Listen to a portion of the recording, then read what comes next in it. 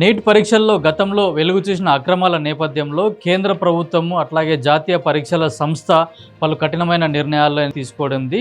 Neat పరీక్షల్లో భద్రతను అట్లాగే పారదర్శకాలను దృష్టిలో ఉంచుకొని బహుళ స్థాయి పర్యవేక్షణను కూడా అమలు చేస్తుంది కేంద్ర ప్రభుత్వం. దీనికి కూడా కొన్ని ప్రత్యేకమైన చర్యలు అయితే తీసుకోవడం జరుగుతుంది. అది పరీక్షలు జరుగుతున్న అదే రోజు ఎవరైతే పరీక్ష రాస్తున్న అభ్యర్థులు ఉన్నారో వాళ్ళకు బయోమెట్రిక్ కూడా తీసుకోవడం జరుగుతుంది. ఆధారిత బయోమెట్రిక్ను తీసుకోవడం జరుగుతుంది. ఎందుకంటే దీంతో వేరే వ్యక్తులు ఎవరైనా వచ్చి ఎగ్జామ్ రాయడానికి అవకాశం లేకుండా చూడడానికి ఇట్లాంటి బయోమెట్రిక్ను కూడా వాళ్ళు వాడడం జరుగుతుంది. అట్లాగే పరీక్షా సెంటర్లను కూడా ప్రత్యేకంగా ఏఐ ఆధారిత సీసీ కెమెరాలను కూడా వాళ్ళు వాడుతున్నారు. ఎవరైనా అనుమానాస్పద కదలికలు ఉన్నట్టయితే వెంటనే ఏఐ ఆధారిత సీసీ కెమెరాలను కూడా ఏర్పాటు చేసి వాటిని సీసీ కెమెరాల ద్వారా వాళ్ళను గుర్తించే అవకాశం ఉంది.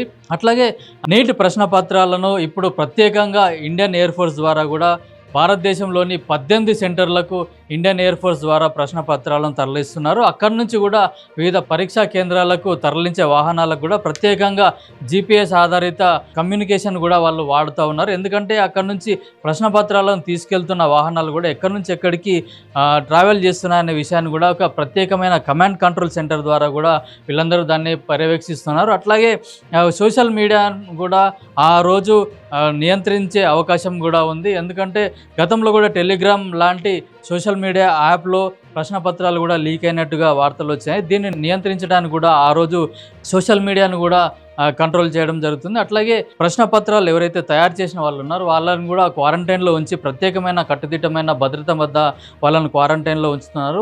పరీక్షలు అయిపోయే వరకు కూడా వాళ్ళందరినీ కూడా ఒక ప్రత్యేకమైన భద్రతా వ్యవస్థ మధ్య కూడా వీళ్ళందరినీ ఉంచడం జరుగుతుంది.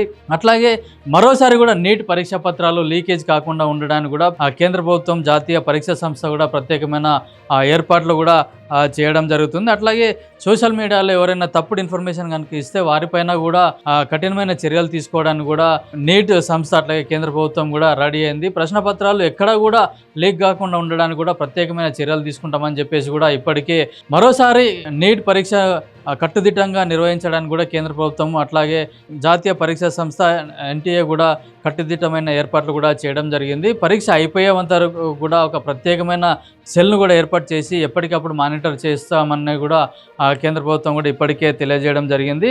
కేంద్ర ప్రభుత్వ దర్యాప్తు సంస్థలైన CBI సైబర్ క్రైమ్ సంస్థలు కూడా సమన్వయం చేసుకుంటూ కూడా ఎప్పటికప్పుడు పరీక్షను కట్టుదిట్టంగా నిర్వహించడానికి కూడా అన్ని ఏర్పాట్లు కూడా నీట్ ఏర్పాటు చేయడం జరిగింది. నీట్ పరీక్ష జరుగుతున్న ఎగ్జామ్ సెంటర్లలో ఎవరైతే ఇన్విజిలేటర్ ఉంటారో వాళ్ళందరూ కూడా దేశవ్యాప్తంగా పలు కేంద్రాల్లో వాళ్ళకు ప్రత్యేకమైన శిక్షణ ఇవ్వడం జరిగింది. ఎందుకంటే ఎవరైతే మైక్రోఫోన్లు ఉపయోగించి కాపీయింగ్ చేస్తారో అట్లాగే మాల్ ప్రాక్టీస్ జరగకుండా ఉండడానికి కూడా ఎట్లాంటి అవాంఛనీయ సంఘటనలు కూడా జరగకుండా ఉండడానికి ఎట్లాంటి చర్యలు తీసుకోవాలి, మాల్ ప్రాక్టీసింగ్ జరిగినప్పుడు ఏ విధంగా వాళ్ళపైన చర్యలు తీసుకోవాలి, ఎవరికి కంప్లైంట్ చేయాలనే విషయాన్ని పైన కూడా ఇన్విజిలేటర్ కూడా ప్రత్యేకమైన శిక్షణ కూడా ఇవ్వడం జరిగింది.